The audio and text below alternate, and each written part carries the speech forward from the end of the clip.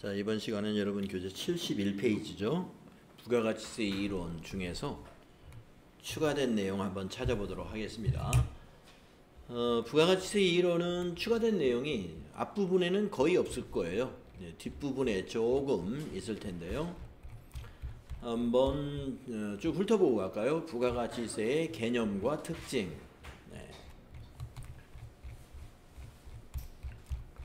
그 다음에 과세기간, 납세 의무자와 과세기간, 이게 이미 다 제대로 이 앞에 FAT 7교재에서 정리가 다 된 내용이죠.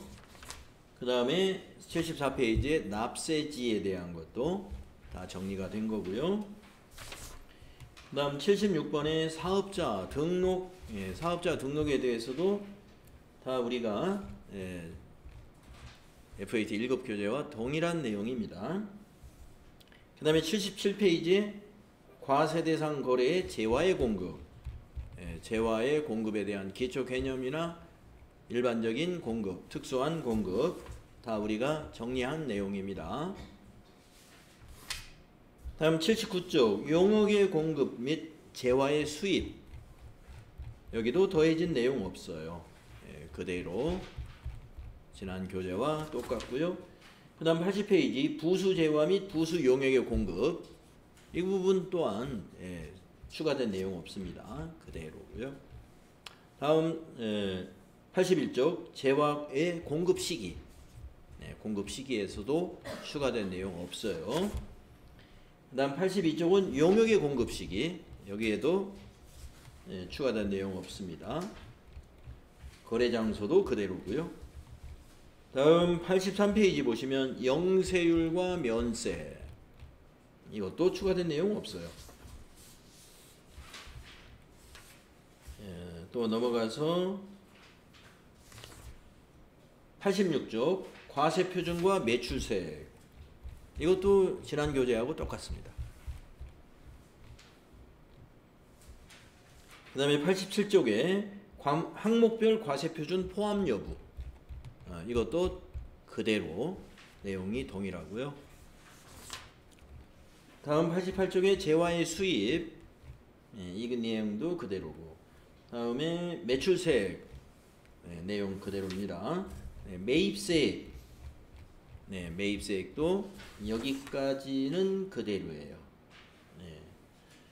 근데 90페이지로 가보면은 추가된 내용이 하나 있습니다. 매입세액 중에서 면세, 농산물 등 의제 매입세 공제 특례를 자세하게 설명을 해요. 자세하게. 자, 우리가 이제 매입세 공제는 여러분들 FAT 1급 하면서 공제받지 못하는 매입세 빼고는 다 이제 매입세 공제되는 것들, 뭐 상품 매입하면서 부가세 대급금으로 정리했던 그런 매입세, 매입세 공제 받는 것들 여러분 여러 가지 해봤잖아요. 자, 면세 농산물 등에 매입을 했을 때 면세 농산물이니까 거기에 원래 저 부가가치세가 없는 거거든요. 그런데 의제해서 매입세액이 있는 것으로 의제해서 공제받는 특례 제도가 있어요. 그래서 TAT 2급에서는 면세 농산물 등의 의제 매입세 공제 특례자의 부가가치세 신고를 자주 문제를 냅니다. 만약에 1년에 10번 시험이 있다 그러면 적어도 3번은 나오는 셈이에요. 그러니까 실제 부가가치세 관련한 문제에서 한 30% 정도 나올 확률이 있다. 자, 그래서 여기서 자세히 정리를 했는데, 우리가 여기서는 이제 이론적인 정리의 내용이라고 보시면 되겠고, 실제로는 의제 매입세액에서 이론적인 개념은 이 표에 있는 요 내용 정도만 여러분이 이해해 두면 됩니다. 그러면 그 뒤에 나와 있는 여러 가지 그 주 1, 주 2, 주 3에 있는 이 복잡한 표는 그럼 몰라도 되느냐? 네. 사실 몰라도 돼요. 몰라도 되고, 거기에 이제 실무 수행을 하는데 꼭 알아야 될 꽤 몇 가지가 있어요. 그것만 나중에 실무 수행할 때 또 다시 반복되겠으나 제가 그것만 강조를 해 드릴게요. 자, 그러면 이 제도의 요건을 좀 보도록 하겠습니다. 과세사업자가 매입한 면세 농산물 등을 원재료로 하여 제조 가공한 재화 또는 창출한 용역의 공급에 대하여 부가가치세가 과세되는 경우에 이 공제 특례를 적용받을 수가 있어요. 자, 누가 적용받아요? 과세사업자가. 그러니까 면세사업자는 면세농산물 의제매입세 공제에 해당이 일단 안 돼요. 면세사업자니까. 과세사업자가 해당이 됩니다. 자, 과세사업자가 어떤 경우에 해당이 돼요? 매입한 농산물 등을 원재료로 해서 제조하거나 가공했는데 그래가지고 그걸 공급할 때 부가세가 과세되는 경우. 자, 어느 경우냐면요. 제일 흔한 경우가 식당이에요. 식당. 식당에서 이제 식사를 파는 거잖아요. 우리 식사 파는 거 과세예요. 네. 식사 네. 부가가치세 과세됩니다. 근데 밥을 만들려면 쌀을 사야죠. 또 김치를 담그려면 배추나 무 같은 농산물을 사야 되죠. 그래서 쌀, 미가공 농산물, 배추, 무, 미가공 농산물입니다. 그럼 미가공 농산물에는 부가세가 없어요. 그게 바로 이제 과세사업자가 매입한 면세 농산물이 해당이 되는 거죠. 부가세 없으니까 부가세 부담 안 했으므로 공제 안 해주면 법대로 잘한 건데 부가세를 없지만 인정해주겠다 하는 게 바로 의제매입세 제도입니다. 네. 자, 왜 인정해 주는 건지 한번 생각을 해볼까요? 매출에만 부가세가 붙고 매입에 중요한 것이 원재료가 거의 다 면세 농산물이다 보니 매입세 공제받을 게 거의 없게 돼요. 그렇게 되면은 왠지 또는 사실상 매입 부가세 부담이 커집니다. 부가세 부담이. 그래서 그 부가세 부담을 완화해 주는 목적이 있어요. 그래서 이 특례 제도를 만들어 놓은 겁니다. 자, 식당만 그러느냐? 그렇지 않아요. 우리가 농산물이나 수산물 가지고 가공식품 만드는 회사들이 있죠. 그게 다 여기에 해당이 돼요. 통조림 공장 같은 거. 통조림 공장 같은 거 보면 복숭아 가지고도 통조림 만들고 꽁치 가지고도 통조림 만들고 그러잖아요. 그러니까 수산물이나 농산물, 임산물 가지고 이렇게 통조림을 만든단 말이죠. 네. 그런 제조업에서도 여기에 해당이 됩니다. 다음에 2번. 면세 농산물 등을 공급받은 사실을 증명하는 서류를 제출해야 돼요. 그리고 애정신고 또는 확정신고 시에 납세지 관할 세무서장에게 그 서류를 당연히 제출해야 되겠죠. 신고해야 공제받으니까. 근데 왜 사실을 증명하는 서류를 이렇게 강조를 해놨을까요?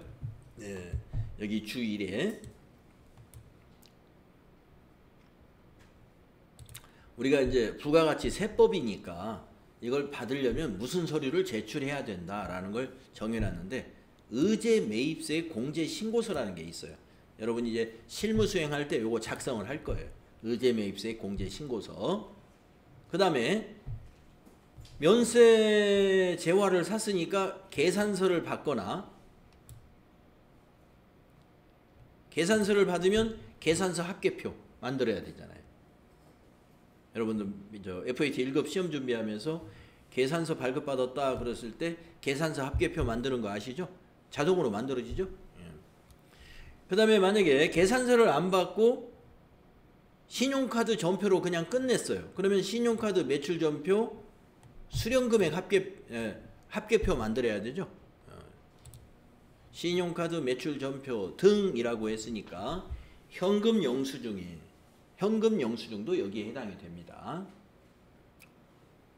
그래서 우리가 면세 농산물을 정확하게 샀느냐 하는 것을 말이죠. 예, 증명할 수 있는, 객관적으로 증명할 수 있는 이런 증빙이 필요하다 하는 겁니다. 여기서 빠진 게 뭐가 있어요? 예, 적격 증빙이 아닌 것은 인정이 안 된다라는 것이 여기에 내포되어 있는 거예요. 예, 만약에 재래시장에 가가지고 농민으로부터 직접 배추를 샀어요. 그러면 그 농민인 그 분이 계산서 해줄 리도 없고, 사업자가 아니니까 신용카드 전표 발행해 줄 리도 없고, 현금 영수증 해달라고 할 수도 없고, 막 영수증 정도는 해줄 수 있죠. 근데 영수증은 인정이 안 돼요. 그래서 우리가 사실을 증명하는 서류를 제출해야 되기 때문에 의제매입세 공제를 받으려면 어떻게 해야 돼요? 이거는 사업자한테 구입을 해야 되겠구나. 사업자. 내가 마트에서 사야 되겠구나 이런 생각이 듭니다. 식재료 마트, 하나로 마트. 그런 데는 사업자니까 카드 결제하면 카드 전표 나와 뭐 발급받는 거고, 우리가 나중에 월말에 한꺼번에 계산서로 발급해 달라고 해도 해줄 수 있는 거고, 그렇죠? 자, 그러면 공제액을 어떻게 계산하느냐? 공제액은 이제 프로그램에서 자동으로 계산을 합니다만은 원리를 알아두세요. 면세 농산물 등의 매입가액, 여기 증명되는 그 매입가액에다가 공제율이라는 게 주석 2에 여기에 이제 정해져 있어요. 공제율, 음식점은 어떻게 정해놨고, 제조업은 어떻게 정해놨습니다. 그 공제율을 곱한 것이 공제 대상액이에요.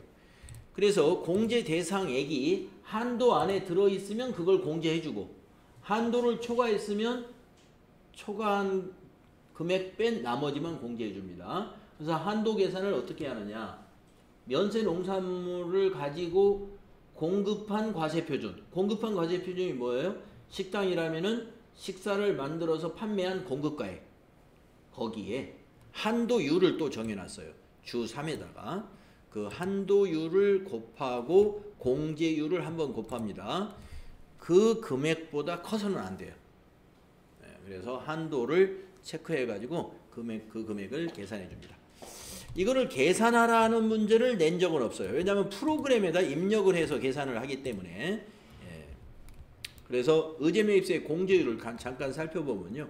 음식점이다 라고 하면은 유흥음식점이 가장 공제율이 낮고, 개인 음식점이 공제율이 제일 높습니다.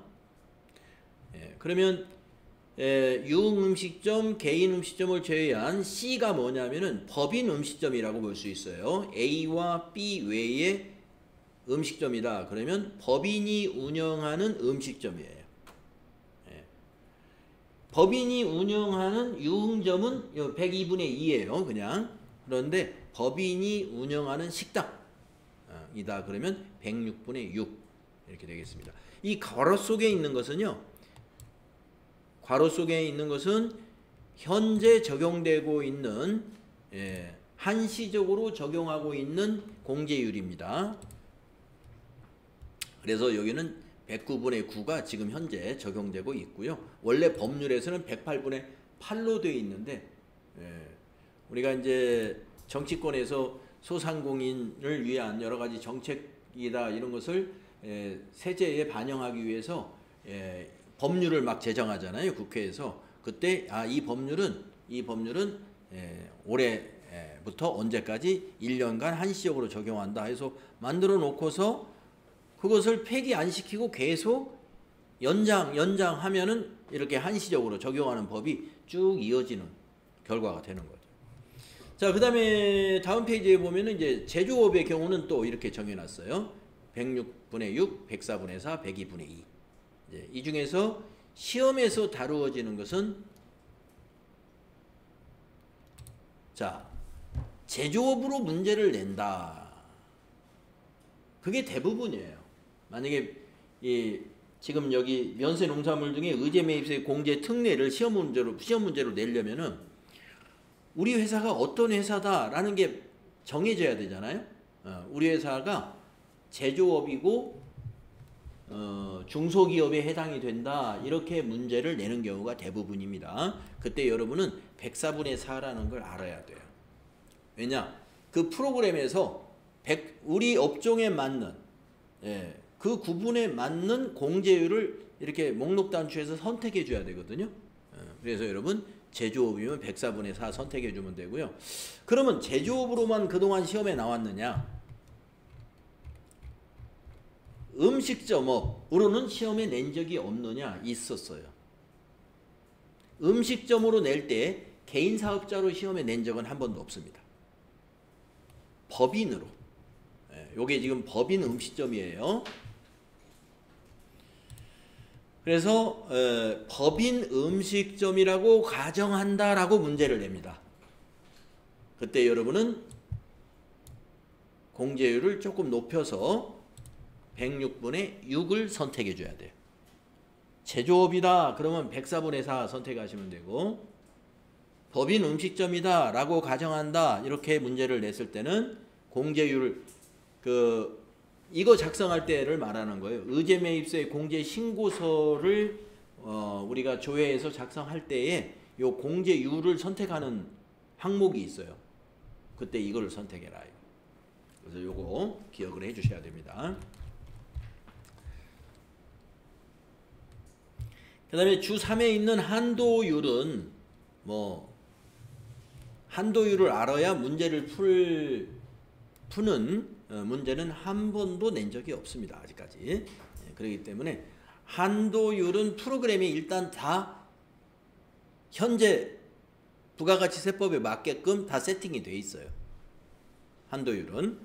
그렇기 때문에 따로 한도율을 기억할 필요는 없습니다. 한도율이 이렇게 적용된다. 알고 계십니다. 자, 그러면 면세농산물 의제매입세 공제 특례 나중에 이제 실무 수행할 때 더 자세히 이해가 되시리라고 보고, 그 다음에 3번에 보면은 재활용 폐자원 등에 대한 부가가치세 매입세 공제 특례.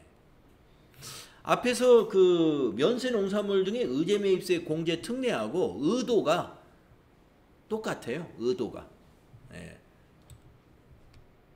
자, 재활용 폐자원을 수집해가지고 하는 사업자들, 이런 사업자들을 가만히 보면은요, 이제 우리 동네에 있는 폐지, 고물, 이렇게 고물상이라고 간판 붙인 데가 다 여기에 해당이 된다.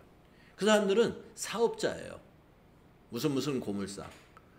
근데 그 사람들이 매입을 할 때는 보통 누구한테 매입을 하냐면 동네에 있는 아저씨, 아줌마, 개인들한테, 할머니, 할아버지, 개인들한테. 그분들이 골목에 리아카나 이런 걸 끌고 다니고 뭔가 자동차를 끌고 다니면서 모아가지고 한참 모아서 이제 그 사업자한테 판단 말이에요. 그래서 어느 날 5만 원도 팔고 어느 날 10만 원도 팔 텐데, 자, 그러면 동네에 있는 무슨 저 고물상에서 자 10만 원어치 누구 아저씨 걸 사줬습니다. 근데 그 사람은 개인이에요. 그러니까 아무런 증빙을 해줄 수가 없죠. 그러니까 아까 그 면세 농산물 여기에서도 마찬가지듯이 우리가 저 개인한테 쌀을 사거나 배추를 사고 나면은 증빙을 못해요. 그럼 의제매입세 공제를 못 받습니다. 근데 재활용 폐자원 사업을 하는 사람들은 대부분이 다 그런 경우에 해당이 돼요. 그래서 그 사람들에게 매입세 공제를 받을 수 있는 방법을 제시해 놓은 게 바로 매입세 공제 특례고요. 그 다음에 이 안에는 뭐도 포함이 되냐면 중고자동차 매매상. 중고자동차 매매상이 물론 사업자를 상대로 해서 자동차를 매입하는 경우도 없지는 않지만 대부분이 다 개인들이 파는 거예요. 내가 타던 승용차 이제 너무 많이 탔으니까 갖다 팝니다. 그러면 그 사람이 파는 사람이 사업자가 아니단 말이에요. 그러니까 세금계산서 발급 안 해요. 그런 것들.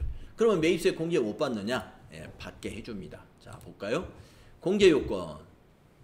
재활용 폐자원 및 중고자동차를 수집하는 사업자가 세금 계산서를 발급할 수 없는 자로부터 재활용 폐자원 및 중고자동차를 매입하여 제조 또는 가공하거나 이를 공급하는 경우에 이 요건에 해당이 된다. 자, 공제액 계산은 이 의제매입세액 의제매입세액 공제액 계산하는 거하고 아주 비슷합니다. 재활용 폐자원 등의 매입 금액에다가 곱하기 공제율을 적용하고 또 밑에 한도를 이와 같이 계산합니다. 공제 시기는 재활용 폐자원 등의 매입한 날이 속하는 애정 신고 기간이나 확정 신고 기간에 신고해서 공제를 받을 수 있습니다. 자, 다음 페이지 보면은 공제율이 이와 같다 이거예요. 폐지나 고물 같은 거, 고철 같은 경우는 103분의 3. 무엇의 103분의 3이냐 하면은 아까 공제율이니까 매입가액의 103분의 3이에요. 중고자동차는 110분의 10이니까 거의 10% 다 되는 거죠. 다만 중고자동차에 대하여는 한도율이 없어요. 중고자동차는 한도율을 계산하지 않고 매입가액의 110분의 10을 무조건 매입세 공제를 해주고 있습니다. 자, 이렇게 하는데 요거는 우리가 이 재활용 폐자원에 대한 것은 개념만 알고 계시면 됩니다. 실무에서는 지금까지 출제한 적이 없어요. 실무에서는 나오지 않는다 이렇게 보시면 되겠어요. 자, 그 다음에 공통매입세액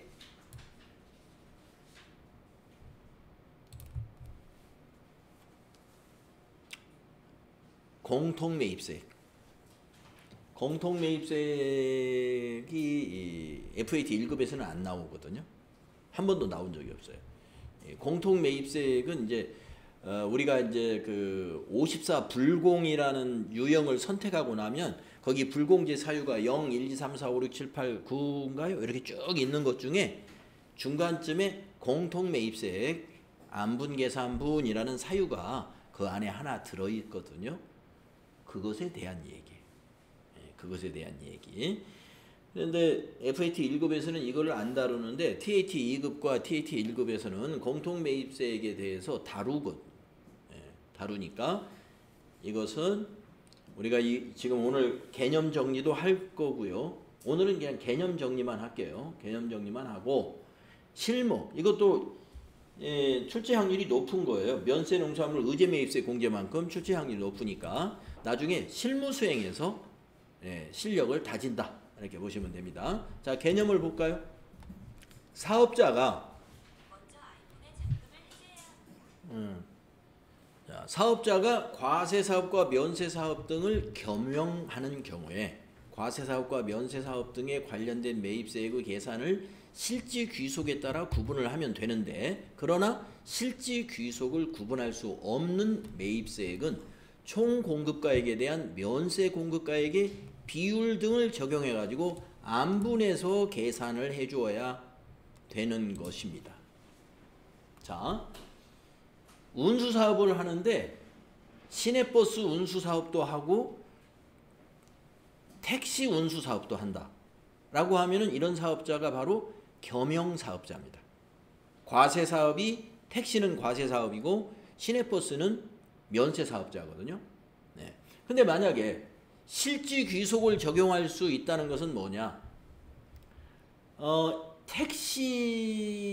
택시를 이번에 전부 도색을 새로 하기로 했어요. 택시를. 그래가지고 도색업자한테 택시만 쫙 아니면 우리 정비실이 자체적으로 있어가지고 택시 도색을 하느라고 페인트를 한 5천만 원어치 샀다고 볼까요? 그러면 이건 과세사업이니까 페인트 5천만 원어치 산 매입세 전부 공제 받으면 되죠. 실지귀속이 따라서 적용하는 거니까. 그 다음에 이제 몇 달 있다가 이번에는 버스를 전부 도색을 새로 하기로 하고 버스 도색을 하려고 페인트를 쫙 샀습니다. 5천만 원치도 샀어요. 그거는 매입세 공제 받으면 안 돼요. 왜냐? 버스 운행 사업은 면세 사업이기 때문에 거기에 관계 있는 매입세액은 공제받을 수 없거든요. 자, 그런 거라면은 실지 귀속에 따라 구분하면 되는 거예요. 이건 공통이 아니에요. 그럼 뭐가 공통이냐? 자, 운수사업에 있는데 정비소가 자체적으로 있잖아요. 예. 그래서 이제 정비하는 곳이 있는데 그 정비하는 기계가 무슨 기계가 있는데 차를 고치려면 무슨 기계가 있다고 봐요. 그 기계가 노후화돼 가지고 이번에 기계를 새로 샀습니다. 예. 기계가 굉장히 비싼 기계라고 보고 한 1억짜리 기계인데 그럼 부가세가 1,000만 원이 붙는 거네요. 자, 근데 그 정비소에서는 택시 고장 나면 택시도 고치고 버스 고장 나면 버스도 고치는 기계예요. 그 기계를 꼭 택시에만 쓰는 것이 아니고 또 꼭 버스에만 쓰는 게 아닙니다. 그게 바로 안분 계산이 필요한 공통 매입세액이에요. 네. 자, 그 기계 교체에 따른 1억 원에 대한 1,000만 원을 안분해 가지고 매입세 공제 받을 금액을 계산해 내야 됩니다. 네. 그래서 안분하는 방법. 네. 자, 우선 안분 계산은 언제 하느냐? 네. 안분 계산 예정 신고 때 하는 것을 안분이라고 그래요.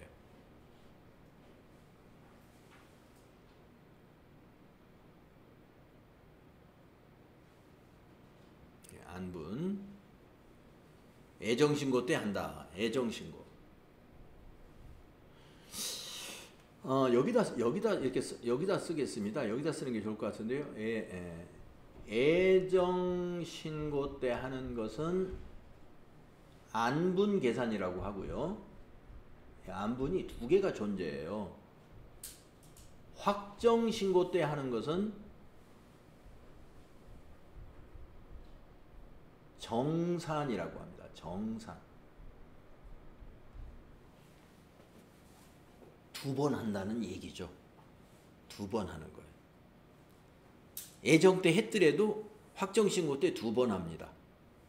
왜 두 번 하는지 말씀드릴게요. 여기 보시면 안분 계산 방법 나와 있잖아요. 자, 면세 관련 매입세액, 즉 공제받지 못할 매입세액을 계산하는 방법이에요. 자, 공통 매입세액. 자, 1,000만 원 있죠. 아까 1억 원짜리 기계를 샀으니까 1,000만 원에 대해서 해당 과세기간의 총 공급가액분의 면세 공급가액 비율은 공제를 못 받는다 이겁니다. 그래서 만약에 이번 애정신고 때 요번에 그 기계를 샀었는데 그때 우리 회사의 총 매출액은 10억이었어요. 이번 세 달이. 그런데 그 중에 버스 운행 매출이 3억이었어요. 그러니까 7억은 택시가 택시 수입 금액이 7억이고 버스 수입 금액이 3억이었습니다. 그러면 10억분의 3억이니까 면세 비율이 30% 나오죠. 이렇게 되면 면세 비율이 30%. 이걸 면세 비율이라고 하는데 이 30%는 뭐예요? 공통 매입세액은 지금 1,000만 원이에요. 1,000만 원. 1,000만 원에 30%면은 300만 원이죠. 이것은 면세 관련 매입세액이다. 해서 불공 처리해야 돼요. 300만 원은 그리고 700만 원만 매입세액 공제 받는 것으로 우리가 정리하는 것을 말합니다. 자, 그런데 확정신고 때 왜 다시 해야 되는가 볼까요? 우리가 부가가치세는 1기와 2기가 있는 거예요. 그래서 1기는 3개월, 2기는 6개월치를 가지고 하는 거거든요. 근데 애정 때 신고했기 때문에 우리가 확정 때는 그 뒤에 것만 가지고 합니다만은 안분 계산을 할 때는 이 공급가액과 면세 공급가액을 6개월치를 가지고 다시 한번 계산하는 거예요. 왜냐하면은 애정 신고 때 그 3개월에 특별하게 어떻게 면세 비율이 달라질 수가 있거든요. 그래서 최대한 큰 데이터를 가지고 계산을 해야 되기 때문에 확정 때 다시 한번 계산하는 걸 정산한다고 그래요. 그래서 6개월치를 가지고 계산하면 여기 총 공급가액이 늘어나겠죠. 그래서 만약에 25억이다 라고 했다면 25억분에 3억이 아니라 가령 10억이 나왔다. 그러면 25분의 10억 비율을 계산해 가지고 우리가 신고하는 것을 정산이라고 한다. 정산. 정산은 여기 밑에 있는 총 공급가액과 면세 공급가액의 적용이 6개월치 1과세 기간 거를 가지고 하는 것이다. 예. 자, 설명을 하다 보니 시간이 좀 다 됐습니다. 마무리를 못했고요. 내일 여기 그 밑에 안분 계산의 배제 여기서부터 이어가지고 설명을 해드릴게요.